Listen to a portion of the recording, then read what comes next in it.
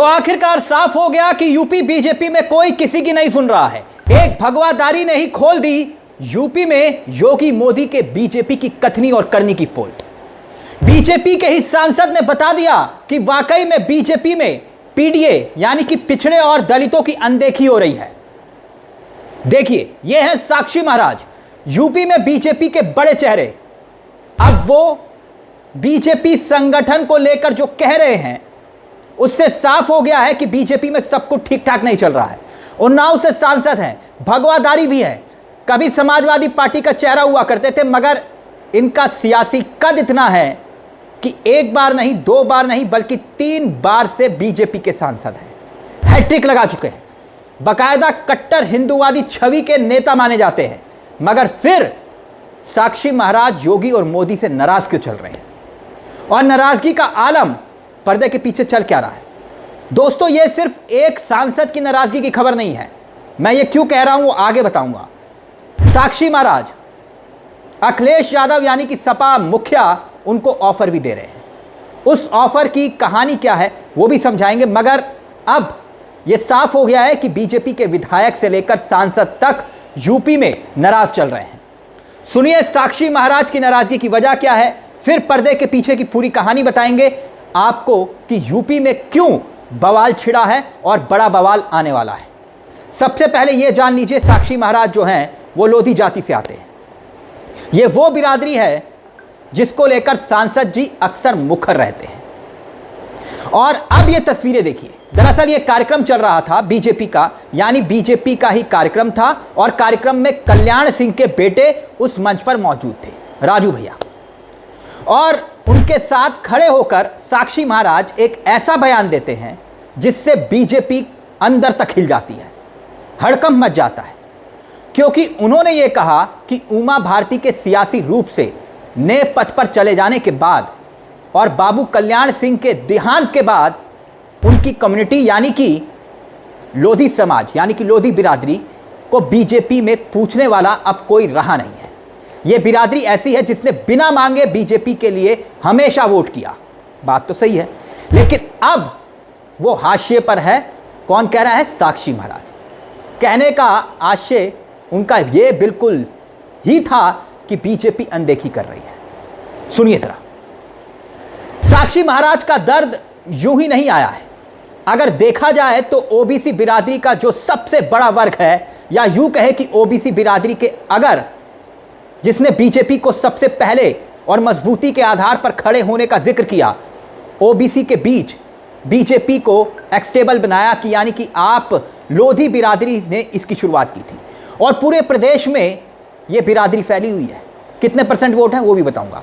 और बीजेपी का जो पहला मुख्यमंत्री बना था, याद कीजिए, कल्याण सिंह इसी समाज से आए। मध्य प्रदेश याद करिए, बीजेपी ने उमा भारती को चेहरा बनाया, मुख्यमंत्री बनाया, लेकिन इन दिनों इसी बिरादरी को नज़रअंदाज किया जा रहा है। थोड़ी बेचैनी दिखाई दे रही है, थोड़ी नहीं बहुत। शायद यही बात इशारों में साक्षी महाराज समझा रहे हैं, चेतावनी दे रहे हैं। साक्षी महाराज के बयान को हल्के में नहीं लिया जा सकता। बगल में उनके साथ कौन खड़ा है जब वो बोल रहे थे? राजू भैया। राजू भैया कल्याण सिंह के बेटे, सांसद का चुनाव हारे, लेकिन फिर भी जो उनके बेटे हैं, योगी सरकार में मंत्री है संदीप सिंह। बावजूद इसके कहीं ना कहीं साक्षी महाराज ये दिखाने की जरूर कोशिश कर रहे हैं कि सब कुछ उनकी कम्युनिटी को लेकर ठीक नहीं चल रहा है। अब याद कीजिए दोस्तों, 2024 का पार्लियामेंट्री चुनाव था, लोकसभा का चुनाव था और ठीक उस वक्त साक्षी महाराज के टिकट कटने का जिक्र होता है कि उनका टिकट कटेगा। लेकिन तब साक्षी महाराज ने जो धमकी दी थी, उसका असर इतना हुआ कि उनके टिकट को कोई छू भी नहीं पाया। बीजेपी फिर इस सीट पर चुनाव जीती, साक्षी महाराज फिर सांसद बने। लेकिन आप याद कीजिए अखिलेश यादव का एक बयान जो उन्होंने कुछ दिन पहले ही दिया था। उन्होंने सीधे तौर पर कहा था कि जब चाहेंगे तब साक्षी महाराज समाजवादी पार्टी में आ जाएंगे। जब चाहेंगे मतलब कि बात क्या हो चुकी है। उस बयान के भी कई मायने निकाले जा रहे थे, क्योंकि अखिलेश यादव ने खुले तौर पर ऑफर दिया था और इस ऑफर के सियासी मायने क्या हैं अब वो भी आपको हम समझाएंगे। लेकिन पर्दे के पीछे की कहानी समझिए।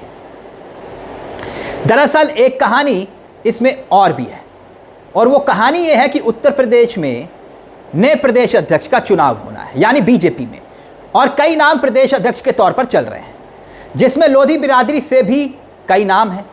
अब क्या उसी बिरादरी का कोई प्रदेश अध्यक्ष बनता है? क्या उस बिरादरी को प्रदेश अध्यक्ष की कुर्सी मिलती है और उसी के लिए लॉबिंग के तहत साक्षी महाराज का दिया गया बयान है, या फिर किसी शख्स को रोकने के लिए साक्षी महाराज ने यह बयान दिया है?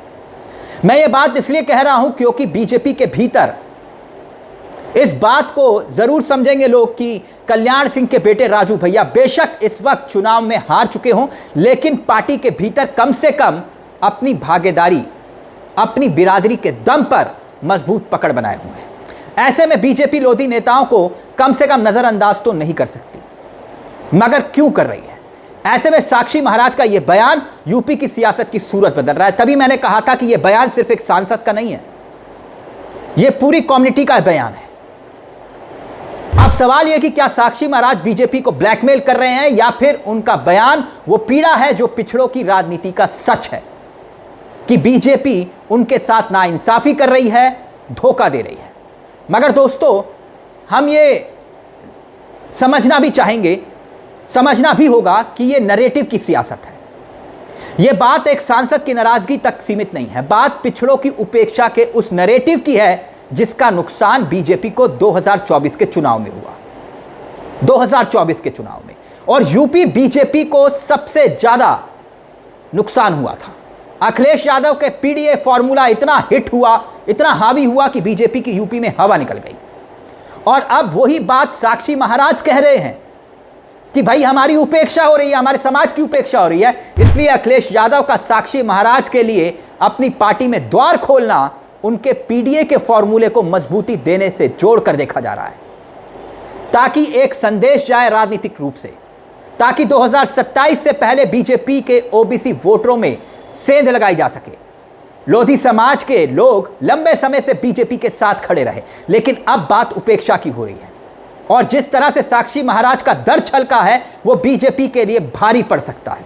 क्योंकि दोस्तों, यूपी में, पूरे यूपी में अगर मैं बात करूं तो लगभग 5.5% लोधी वोट है। इसका मतलब समझते हैं? यानी यह कि प्रदेश में 70 विधानसभा सीटें और 12 लोकसभा सीटें ऐसी है जहां पर इनका प्रभाव है। मतलब पूरे यूपी में 70 विधानसभा सीटें और 12 लोकसभा सीटें। कौन जीतेगा, कौन हारेगा, यही वोट बैंक तय करता है। तो क्या साक्षी महाराज के बयान को हल्के में लिया जा सकता है? और क्या यह भाषण भाजपा को अंतिम चुनौती नहीं है साक्षी महाराज की? क्या एक भगवाधारी की अपनी ही पार्टी, अपनी ही सरकार, अपनी ही संगठन की पोल वो नहीं खोल रहे कि बीजेपी की कथनी और करनी में फर्क है? और चलते चलते एक बड़ा सवाल कि क्या साक्षी महाराज के इस बयान के बाद कयास जो लगाए जा रहे हैं कि क्या लोधी समाज बीजेपी से अब दूर जा चुका है, नाराज हो चुका है और वो टूट सकता है? आपकी क्या राय है, हमें कमेंट बॉक्स में दोस्तों जरूर बताइएगा। और चलते चलते एक दरख्वास्त, अगर आपने हमारे इस चैनल को सब्सक्राइब नहीं किया तो प्लीज़ सब्सक्राइब कर लीजिएगा, क्योंकि ये मंच आपका मंच है जहां हम सिर्फ खबर नहीं दिखाते, खबर के पीछे की खबर बताते हैं। मुझे तिलक चावला को दीजिए इजाजत। नमस्कार, जय हिंद, जय भारत।